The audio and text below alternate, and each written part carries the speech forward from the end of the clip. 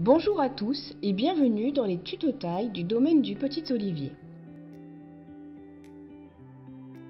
Aujourd'hui, nous allons vous parler de ce que j'appelle la dentelle.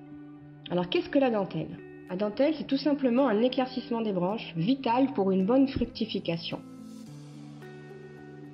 Il est important que les branches ne se croisent pas, ne se frottent pas et ne s'entremêlent pas. Ici, sur cette branche, on peut observer vraiment plusieurs niveaux.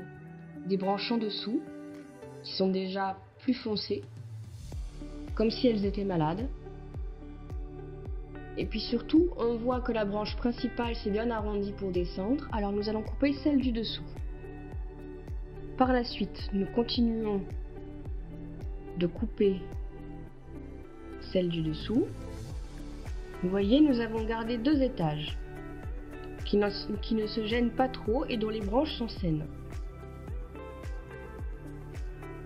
On remet toujours bien les branches à leur place pour être sûr de ne pas faire d'erreur.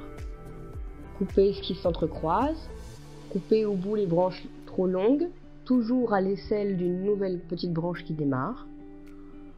Faire un nettoyage des petites branches mortes, car il est essentiel que les branches puissent bouger au gré du vent sans s'entrechoquer constamment. Si c'est le cas, au bout d'un moment, vos feuilles, vos fleurs, vos fruits vont tomber ou s'abîmer. D'où des fois des traces de dalmaticose dues au choc des olives contre les branches.